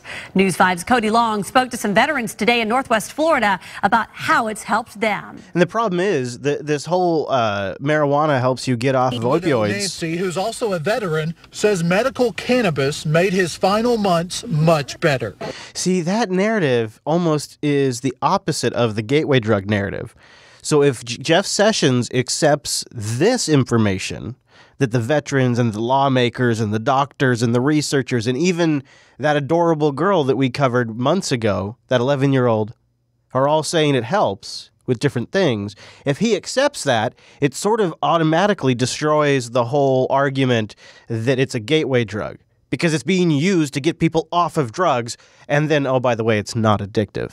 Also a veteran, says medical cannabis made his final months much better. If it wasn't for that treatment of cannabis, it would have really been hard, I think it's the same reason why when people are coming off of a drug, something or other, what do you call that when you're coming off a drug? Just a come down. Withdrawal? Yeah, well, okay, yeah, sure. I mean, there's some drugs, like the experience that I speak from, is I took Adderall as a kid a lot for a lot of my years in school, and I definitely have a come down when I would have to take 2 in a day. I would get like cold sweats and my hands would shake, and I would go from having no appetite at all to all day long to all of a sudden I have to eat immediately, just ravagingly hungry. And I had no idea I was going through a come down. I had no idea that's what I was doing. And no, the doctor never said anything. And so if smoking pot makes that easier, you got to figure that it's possible that when people are going off of opioids, it's the same effect. It's the same thing. And so, yeah, it's gonna make living through that easier.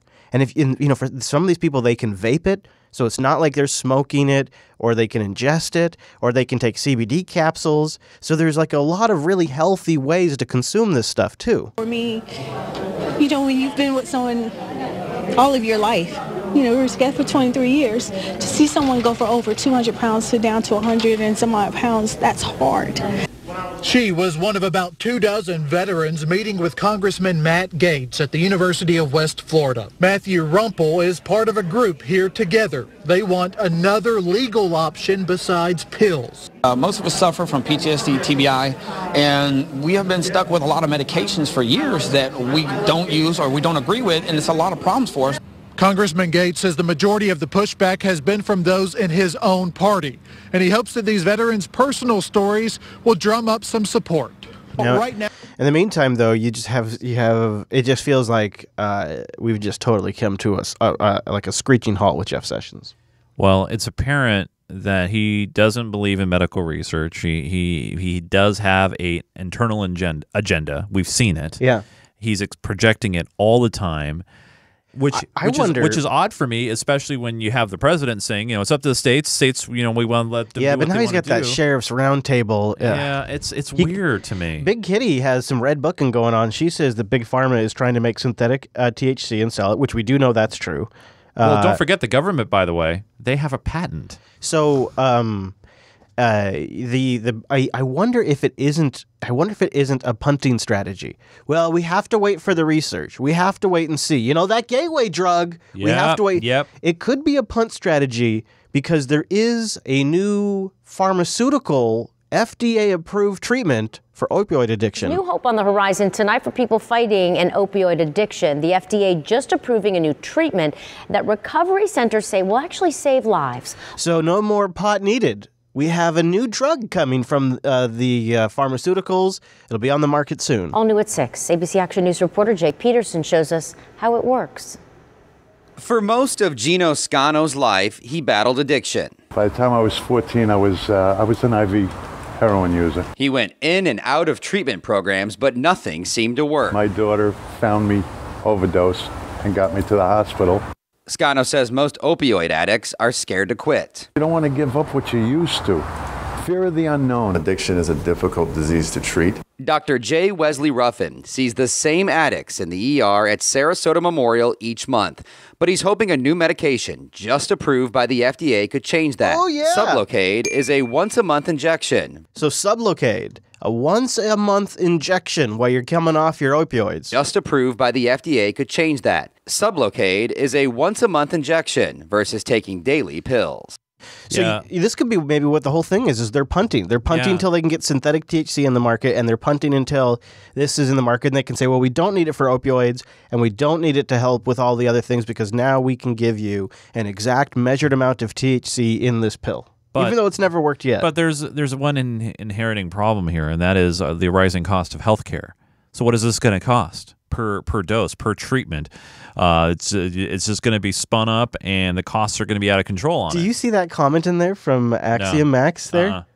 It says, at Chris Fisher, at Chase, at Big Kitty, I did drug testing with synthetic cannabis for cash, and it comes in as a spray form. It tastes terrible, but the high was unbelievable. The study used a much higher potency than a normal patient would get, though. No, actually, that was placebo, man. Sorry, buddy. Yeah, that was just placebo. No, I'm just kidding. There could be something to it. Maybe you take that spray and you go get yourself some yoga. Well, there is goat yoga and laughing yoga, and now you can do your warrior pose with a little high. As the popularity of marijuana grows in states where it is legal to light up, people are adding pot to their workout. Danielle Nottingham takes us inside a special fitness class in San Francisco. Coming back to center. In a studio in San Francisco, yogis are mixing their passion for downward dog with marijuana. It's called ganja yoga. That's amazing. The awareness. New students are... How much are you loving this? Right? Like, how come this hasn't happened in Seattle? Rules and regulations, probably. Yeah. You can't do this, You can can't you? smoke indoors. It's California, man. Yeah. It's called ganja yoga.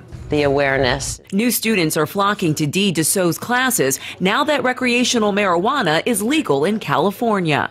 So people have the luxury of arriving whenever they want in this first half an hour, what we call the stoner social. Mommy needs a joint. Mommy's there, actually. Yeah, you go here. She's right there. You go there to the stoner social. Look, so there's a gal smoking out of a huge bong-looking thing.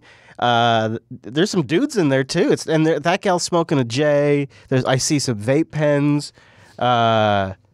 These people are taking pictures. Like, this is a straight up party. So they're just hanging out in a lounge, getting high AF. Luxury of arriving whenever they want in this first half an hour, what we call the stoner social. Dussault believes the combination of mindfulness and marijuana can improve her students' health. There's anti-inflammatory benefits to cannabis, and specifically CBD products can have amazing pain-relieving benefits and anti-anxiety, anti-depression benefit. The class opens with students sampling cannabis products. Wow. We hang out, we talk, we kind of break the ice. Then an hour of yoga begins with breaks for a quick puff.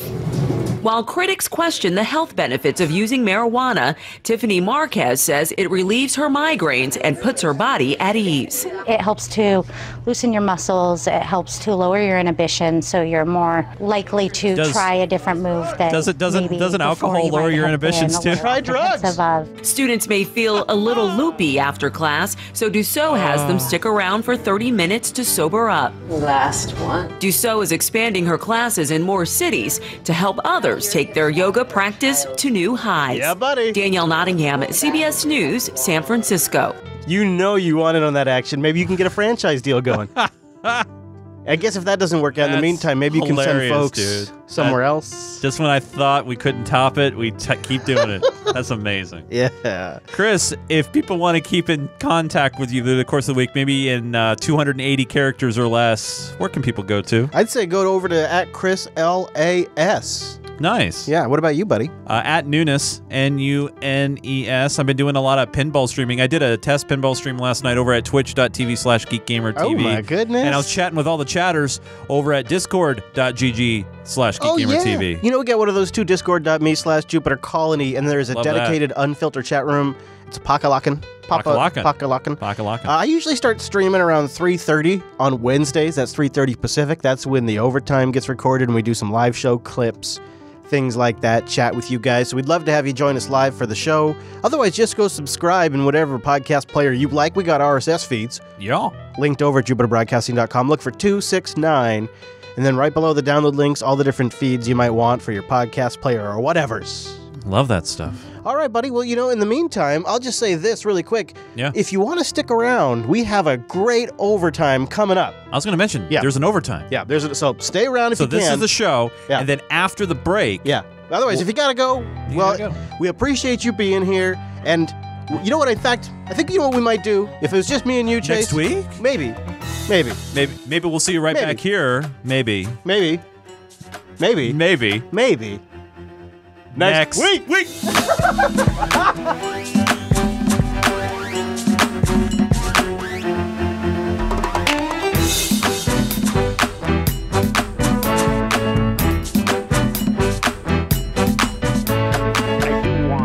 I want to win.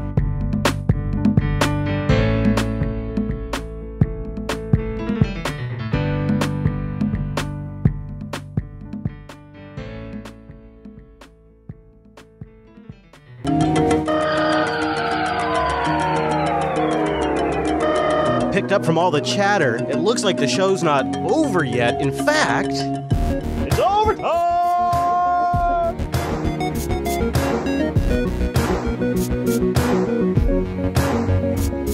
Fuck the EU. I do whine because I want to win.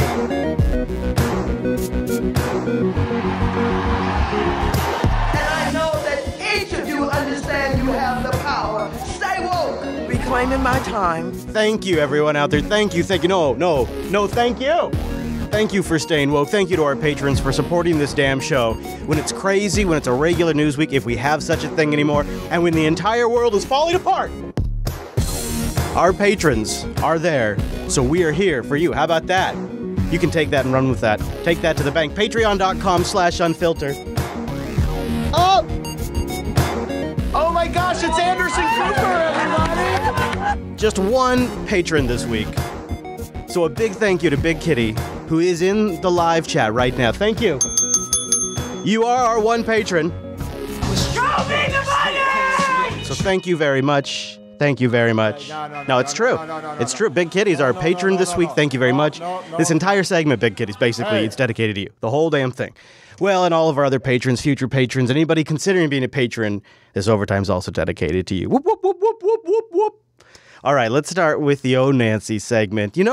Nancy did all right. She did all right. She did 8 hours. When we went on the air last week, she was still going. And here's the moment where Nancy Pelosi finds out she's just broken a record. It's kind of adorable.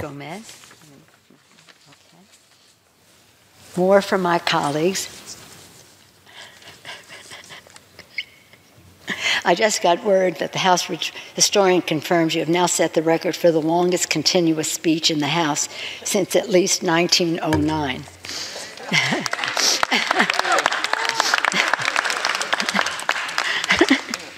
I wonder what that was. This is Congressman Watson Coleman, who spent... I don't really think she accomplished much with her big speech.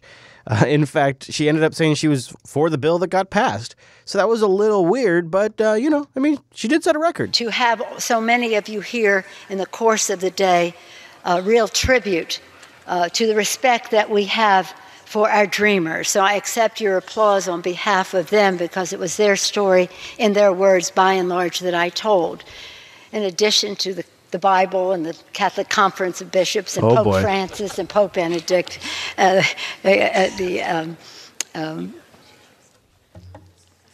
so many other religious groups that we have. Yeah, you can tell she cares quite deeply about them. And this is what bothers me about this moment, is what is seen as strength and leadership is somebody's ability to go to the floor and talk for 7 hours. Not what they accomplish, not what they actually ended up getting done, but just the fact that they did it. But I thank all of you, and our basic request is honor the House of Representatives. Give us a chance to have it vote on the floor. The Republican leader in the Senate... The Republican leader. So she had her moment, so we're going to let her slide this week. We won't give her a hard time. We won't make fun of something crazy that she says. Instead, as a tribute to Nancy Pelosi for setting a record, we'll take a moment and have a laugh. What do you say? What do you say? There's the big firestorm as the National Portrait Gallery artist. Yeah, it's Alex Jones's turn in the canon. Hired by Obama, is well known for being a black supremacist that calls for black women to be royal and to assess their royalty by chopping white women's heads off. Now, trust me here. I have chosen a choice peak Alex Jones clip for you today, my friends. You might be thinking to yourself, Chris, what are you doing? Why are you playing this crazy man? Well, that's not necessarily a bad question. I will grant you that. That's a fair question. Because this is entertaining, my friends. This is Alex Jones freaking out about Obama's new portrait. And he paints all of that. Those articles are up on Infowars.com. We can throw that up on screen for TV viewers. So I know it sounds completely and totally unbelievable. But now there is a new controversy. And I remember reading about this a year ago when he was chosen. And this has been in the mainstream news. You're never going to guess where he's going to go with this. You're never going to guess this. Unless you've seen this, you're never going to guess it. Obama portrait shock. President covered in sperm. This artist is obsessed with sperm. All of his paintings have sperm swimming all over everything. All over everything. So I told Kit to take the question mark off. It's admittedly that he paints sperm everywhere. Yeah. And the word is him and Obama are really good friends. I love how Alex Jones tosses that in there. Sperm everywhere. And the word is him and Obama are really good friends. Yeah. And so here's a giant sperm swimming across the president's head.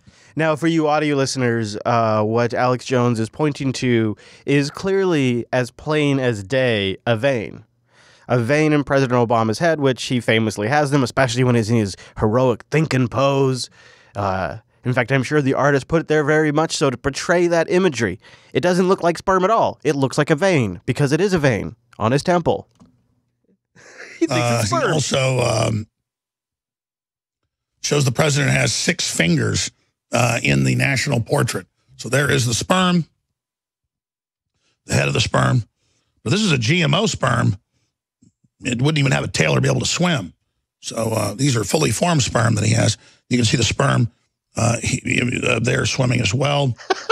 So that is in your face. That is, you say, well, it doesn't make sense. It's so degenerate. Sperm in your face, guys. It's sperm in your face. Well, so that is in your face. That is, you say, well, it doesn't make sense. It's so degenerate. It's a religion of degeneracy. All right, so stick with him here. See, this is why he can get away with it. See, it's what globalism is. It's what Satanism is. So there you go. President Obama covered in sperm in new national portrait. Oh, my God. And it's all part of the joke in your face because they don't want upright strength. They want to have everything be a ritual. You know, hello, everybody. I think that's got to be one of my favorite Alex Jones moments in a really long time. So I wanted to take a moment from the Oh Nancy segment to share that with you. It seemed only fair every now and then to... It's been so long. I had to wait and share choice one with you. Let's move on, though. Somebody is very unhappy about applause, and this time it's not Jeb Bush. And it got to a point where I really didn't even want to look too much during the speech over to that side, because honestly, it was bad energy. No, it was bad energy. You're up there. You've got half the room going totally crazy, wild. They loved everything. They want to do something great for our country. And you have the other side, even on positive news, really positive news like that, they were like death and un-American. Un-American. Somebody said treasonous. I mean, yeah, I guess why not? Wow. You know, can we call that treason? Why not? I mean, they certainly just treason. Didn't seem to love our country very much. But you look at that, and it's really very, very sad. It's sad, you know? It's sad. So he notices. If you don't clap, Donald Trump notices, and then he'll call you out for it. You know something that I'm calling people out for? I've noticed it's really actually kind of triggering me, guys. # triggered. All of these ex-government officials now working for freaking TV stations. A recent poll has found the majority of Americans believe their media is biased. It comes at a time when ever more former senior government employees are moving into TV punditry. And with the controversy surrounding the recent Nunes memo giving them lots to talk about, RT's Samira Khan explores if there are grounds for the presumption of bias. Fuck the EU. Many people seeking expertise on the Nunes memo must be switching through channels these days. So is it a big deal or is it underwhelming? Was it right to release it? Well, here's a familiar face to answer all of your questions. The fact that Devin Nunes and Republicans denied the ability of the minority, the Democratic members of that committee, to put out its report. What the hell is the former frickin' CIA director, John Brennan, doing out there talking to the press? Just doesn't even matter what he's saying. Director of the CIA. That's odd. It's peculiar. Is just appalling. Oh, yeah, that's what it is, too. He has abused the office of the chairmanship. Yeah, that's rich. That guy talking about abusing an office. That's rich. Is just appalling. He has abused the office of the chairmanship. Yes, that was John Brennan, former CIA director and now a member of the MSNBC family as a contributor. Yep, that's right. Yeah, I guess I could have led with that. Yeah, that guy. John Brennan now works for MSNBC. Of course, you're going to remember that your good buddy is working for CBS. Former CIA director and now a member of the MSNBC family as a contributor. Brennan was a prominent figure in the intelligence community appointed by Barack Obama.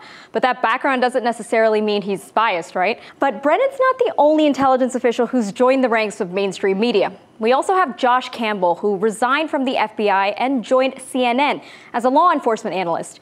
He's yet to make his first appearance on the network, but before he does, here's an excerpt from his latest New York Times op-ed defending his former employee. These political attacks on the Bureau must stop. If those critics of the agency persuade the public that the FBI cannot be trusted, they will also have succeeded in making our nation less safe. It's not hard to guess what Campbell will say on CNN regarding the Nunes memo, which accused the FBI of bias. And just a little reminder, he was also James Comey's special assistant, the same Comey who's accused of wrongdoing in the memo. But of course, Campbell and Brennan aren't the first to make the switch. There is an absolute leftist bias in the country. Most of the networks, if you just add up, for example, the time that they speak negatively. I'm surprised we've gotten this far. They haven't gotten to Michael Morrell. Are we really not going to? Now, it's said that. Look at that. The whole thing, they never get to Michael Morrell. That's kind of disappointing. I kind of thought by then they would have. Because that was the first one that I thought of, working with CBS and all of that. It's just been happening more and more. Panetta is another one that does it. Panetta was on CNN today until the shooting. So, and the thing is like, there's a really well-known saying. It's like, once you're in the CIA, you never leave the CIA. And then the other thing that they're constantly quoting in these stories is former intelligence officials. Well, that's these guys. They're essentially a leak avenue. That's why the media companies love them and paying them a bunch of money, even though they look horrible and sound horrible on camera. Here's a bit of a strange story going around. I won't say it's odd, but I will say it's strange. And you probably heard about Trump Jr.'s wife and a few others receiving envelopes with a white, like dusty sort of anthrax-looking type substance. Former U.S. President Barack Obama has reportedly received a letter containing an unidentified white powdery substance. Police and hazardous material suits were seen outside Obama's office in Washington, D.C. Well, let's cross stateside now and to RT's Caleb Maupin for more. Hi there, Caleb. Barack Obama isn't the first person, correct me if I'm wrong, to receive a suspicious package in the last number of days. Is he bringing us up to date with all that? Yes. Now, the incident happened at roughly 12:30 p.m. local time.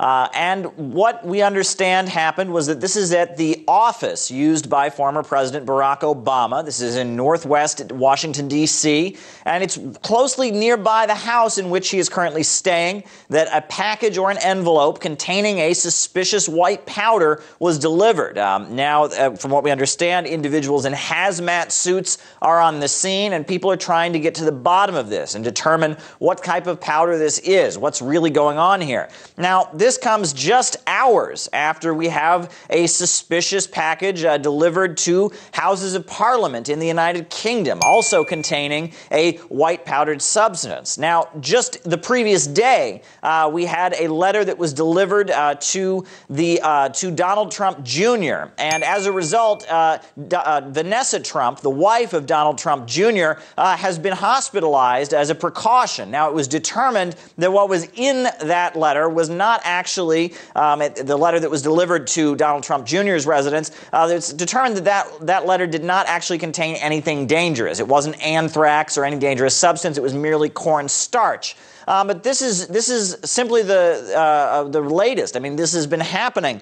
From what we understand, there was a package that was delivered to Julian Assange just a week or so ago, a similar situation. So all across the United States and Britain, we're seeing packages with mysterious white powders being delivered to politicians. If I was going to fry a little overtime bacon, I would kind of suspect that it's an intelligence agency for some states, because they would be the only ones I would think that would have that range to get to those politicians, know all that information. It just seems like it's a message. But of course, that's just totally me cooking up some bacon. Although there could be a few intelligence agencies that are a bit desperate right now, especially those that are behind Bibi. He's having a bit of a rough week. Israeli police have recommended that Benjamin Netanyahu be indicted on charges of bribery and breach of trust, throwing the Prime Minister's political future into doubt. It's now up to Israel's Attorney General to decide whether or not to file charges. Among the allegations, Netanyahu is accused of accepting, over a period of 9 years, gifts worth hundreds of thousands of euros. Any indictment would focus on whether or not political favors were granted in exchange for the gifts. That clip was awful, I think, because anything that talks negatively about anything out of Israel automatically gets scrambled on YouTube. So remember your good buddy Ben Swan? He's back again, not with one but two videos this week. And so one was about North Korean sanctions, and the other was about Jeff Sessions' war on pot. Well, Attorney General Jeff Sessions is ready to go to war, or should I say he wants to go back to the drug war of the 1980s. See, I've warned you about this before, but the latest step taken by Sessions should actually push some real debate over states' rights. Meanwhile, even after Sessions' comments, cannabis has seen its biggest month ever in 2018. It's a reality check you won't get anywhere else. Reality Check with Ben Swan, powered by Dash Digital Cash. I'm still not over that whole Dash Digital Cash thing. I did get some good information about it, though, last week. And thank you to whoever sent me a sort of like a graphic of how the structure of all of this works for the people that are financing them. All very fascinating. Still learning a lot about it. But it's still weird to hear that Dash Digital Cash promo. Reality Check with Ben Swan, powered by Dash Digital Cash. Well, legalized cannabis just had an incredible month. January 1st of 2018 was a huge day for marijuana legalization. On that day, California, the country's most populous state, and by the way, the world's 6th largest economy, officially launched the recreational marijuana industry. More than 400 businesses were licensed as of January 1st. Cities including Los Angeles, the most populous in California, began letting businesses sell cannabis for recreational use, adding dozens more approved licenses to the state's total. All of that happening with the backdrop of Attorney General Jeff Sessions attempting to double down on his hatred of marijuana, and a move that he made that, despite what he hopes, may actually increase legalized cannabis. And to understand that, we have to go back to 2013. See, in 2013, the Obama administration issued a memo. It was called the Cole Memo. It essentially told federal prosecutors to use discretion. Specifically, it focused on states that had legalized cannabis or recreational and medical use. It told those prosecutors to use discretion to focus not on businesses that comply with state regulations, but on illicit enterprises that create harm, like selling drugs to kids and operating with criminal gangs, selling across state lines, and so on. Well, that memo on its own was problematic because it still turned into criminals parents who might live in a state like in the state of Georgia, where cannabis oil is legal, but cultivating cannabis is not. Those parents have to cross state lines to get the cannabis they need, and that forces them to break the law. But as messy as all of this was, Jeff Sessions just made it messier when last month he ordered the Obama-era memo, the Cole Memo, to be rescinded. So what does that actually mean? Well, first of all, it means this. Not only do federal prosecutors no longer need to keep their hands, for the most part, off of state-licensed dispensaries, it also means that all DOJ enforcement memos issued before and after the Cole memo are now gone as well. And that includes a 2014 memo that deals with money laundering laws and gives guidance on how financial institutions should be dealt with if they want to provide banking for the cannabis industry. This is the thing. But it also means this. Because since Sessions announced that he was rescinding that memo, the backlash has come from a number of places, most importantly, from Congress. There is now actually a push underway to create a federal law that will require the Department of Justice to leave alone states where the cannabis industry is legal. Members of Congress, let's face it, they will likely move to protect an industry that's expected to generate sudden $2.3 billion in state tax revenue by the year 2020.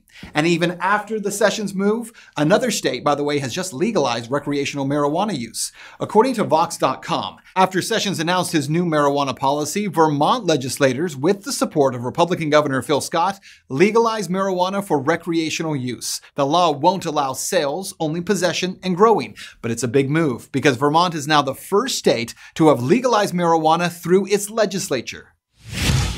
So what you need to know is that Jeff Sessions may hate marijuana, but polling numbers prove that by and large, the majority of Americans hate the drug war even more. In fact, the latest poll from Gallup shows 64% of Americans support the legalization of marijuana. It's the highest number in half a century. Oh, and by the way, in that same poll, for the very first time, a majority of Republicans favor legalization, with 51% expressing support. See, the war on cannabis is coming to an end. But what would be almost ironic if Jeff Sessions' attempt to revive that war was the catalyst to finally ending it for good. That's Reality Check. Let's talk about that tonight on Twitter and Facebook. Yeah, I'm not sure why his audio, as you guys are noting in the Discord, was so bad, because he has a lapel mic and a mic above him, and I'm assuming the roomier sound was from the mic above him. Maybe it was backup audio. It's new, as he's just getting that operation off the ground. There's going to be little kinks like that he has to work out. Good information, though. It's kind of interesting to get the background on those memos. Have you ever wondered why CNN is always on at all of the airports in the United States? Surely it can't be for their quality. So why is it always CNN? Well, Cucker wondered that too. Well, if you've ever been to an American airport, you may have noticed something. Everyone's watching CNN. They don't have a choice. Well, that may have made sense 20 years ago when CNN had a centrist reputation, but these days the channel has strayed so far to the left and is constantly promoting wacky Russia-related conspiracy theories, along with strange spiritual advice from resident philosopher-poet Chris Cuomo. You got to wonder what's going on. Airports feel like a lesser version of hell, with dirty seats, overpriced food, and propaganda posing as news on CNN. So why is this network, this channel, in every airport in America? We decided to find out.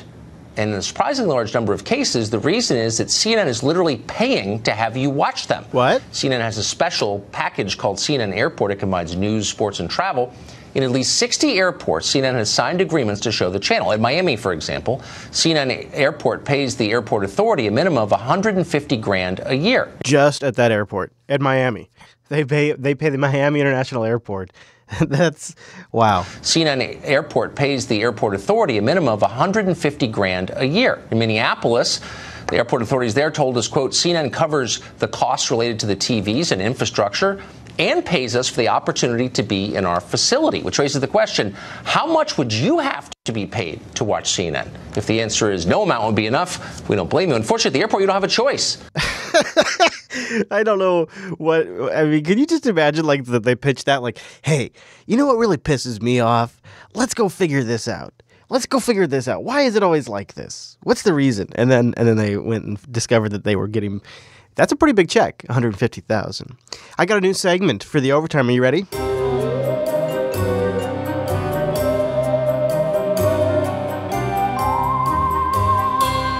It's odd news. News that makes you go, huh, geez, that's a weird story this week. That's a weird one, Chris.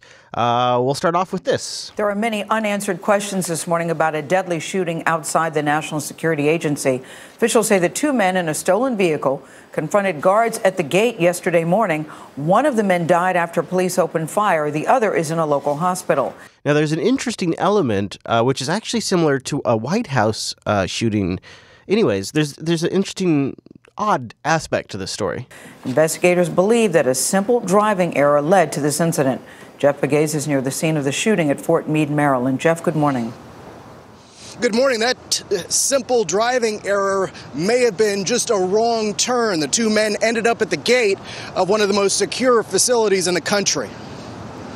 Two banged-up SUVs littered the road in front of National Security Agency headquarters.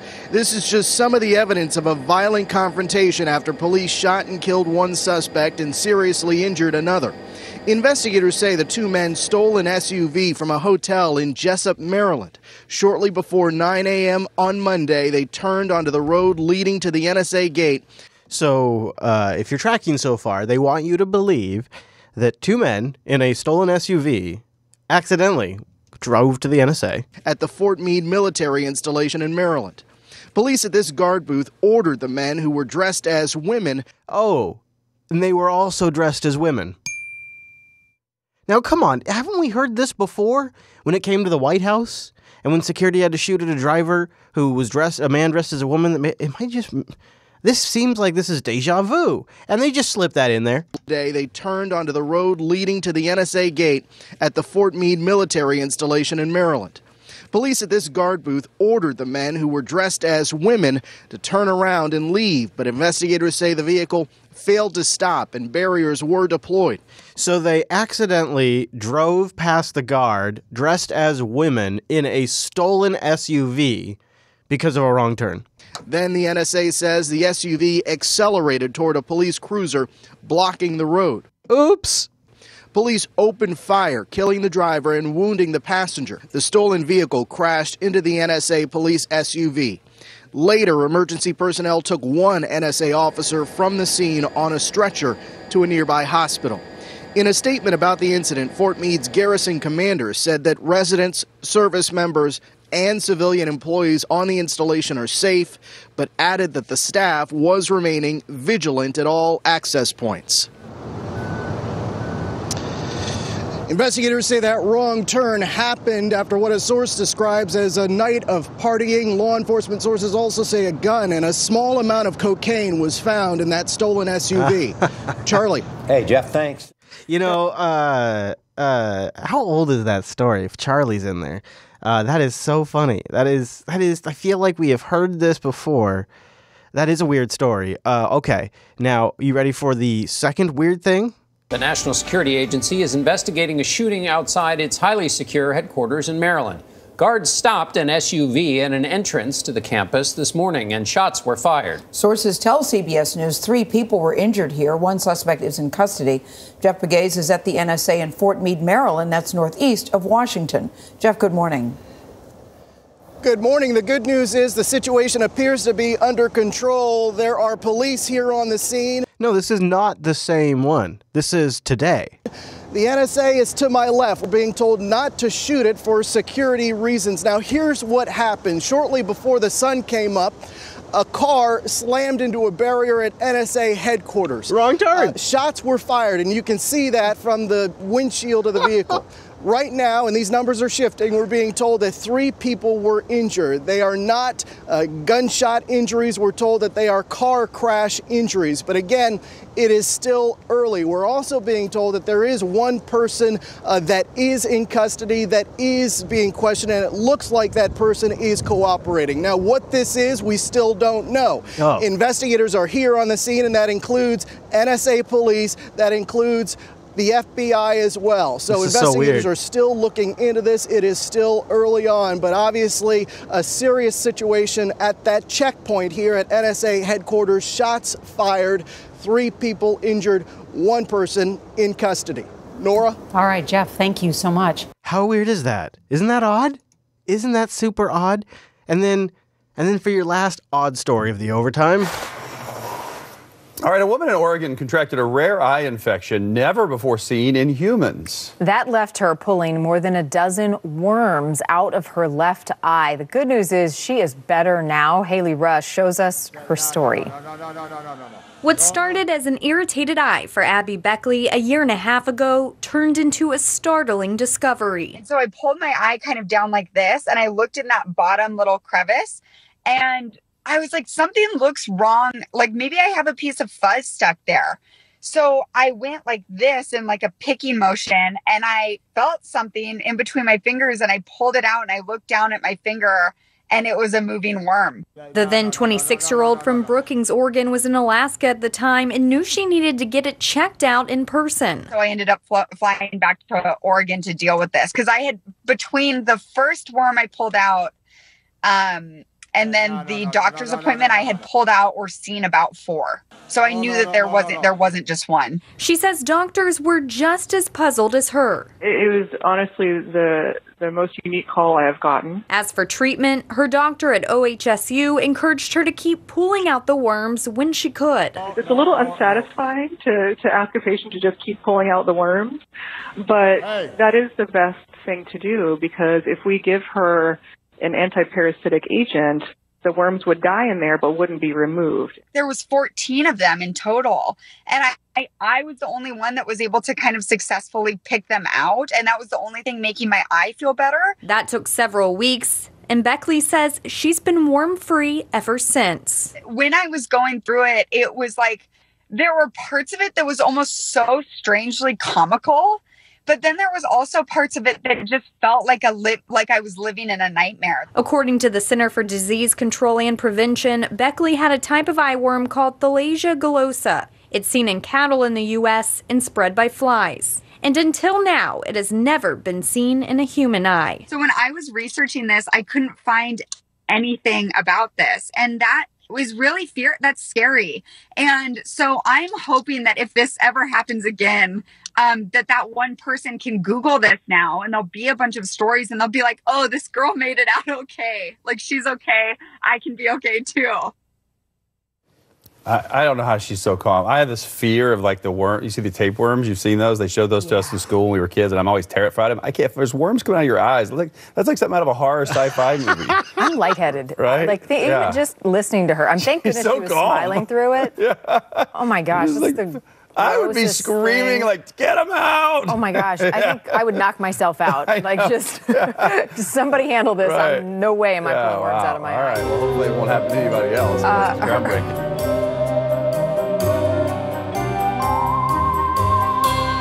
Isn't that odd? I just thought that was odd. So that's every now and then when we have a batch of odd stories in a week, I'm going to play them in there for you. You like that? No, you think that would be good?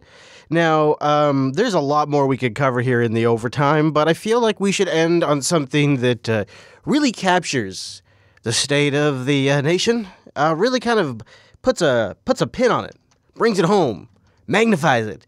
It's a damn shame.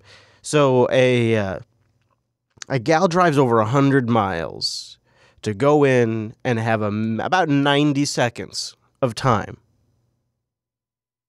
where she tries to call out corruption. Now, there is legislation that is being debated that essentially allows the state to turn over people's lands to mineral companies with really no permission from the landowner. And everybody voting in favor of this is being paid off by these companies. And so this woman goes to the town hall meeting to start listing the corporate donors of the members, and they ain't having it. I'd also like to point out that the people who are going to be speaking in favor of this bill are all going to be paid by the industry, and the people who are going to be voting on this bill are also often paid by the industry. For example, this is in West Virginia. And I have to keep it short simply because the public only gets a minute 45, while lobbyists can throw a gala at the Marriott with whiskey and wine and talk for hours to the delegates. So to keep it short. Oh, snap. Oh. On the Judiciary Committee, Charlotte Lane, about $10,000 from gas and oil interests, including AEP, Marathon, First Energy, Dominion, EQT, and I could go on. Next, let's talk about John Schott from Mercer. Yeah, talk about that bastard. First Energy, $2,000. Appalachian Power, $2,000. Steptoe and Johnson, that's a gas and oil law firm, $2,000. Consol Energy, $1,000. EQT, $1,000. And I could go on. Now let's talk about Jason Harshbarger. Uh-oh. Ms. Lucas, we ask no personal comments be made. If you want to talk about personal comments. It is a personal comment, and I'm going to call you out of order if you're talking about individuals on the committee. So if you would just address the bill If not, I'll ask you to please step down. They cut her mic. They turned her mic off. Took Mic's back on. $3,500, about 40% his money. They cut her mic. They cut her mic again. This guy walks up. They move the mic away from her mouth, even though her mic's been cut. She's like, "Let me finish."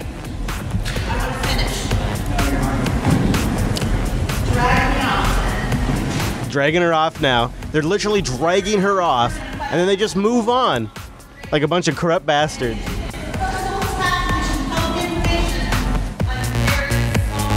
It's pretty amazing. She just keeps. Speaker would be Julie Archer. Moving right along, they do. Nobody says anything. Thank you for saying something. Going to patreon.com/unfilter and saying you want this damn show to keep going. You appreciate the independent coverage and our priorities being aligned with our audiences. Patreon.com/unfilter. The Unfilter Show appreciates you. Hope you can join us live. Go to jblive.tv and jupiterbroadcasting.com/calendar for the live time converted into your time zone. And if you'd like to send us your feedback, jupiterbroadcasting.com/contact. I'm at Chris LAS, and we'll see you right back here next week.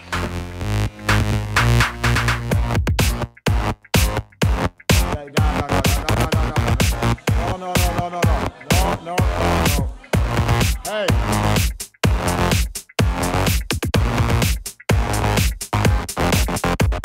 My millennials, stay woke.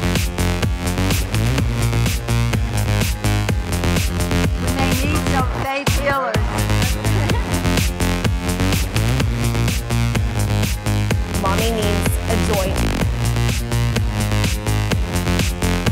I'm not going to dignify that with an answer.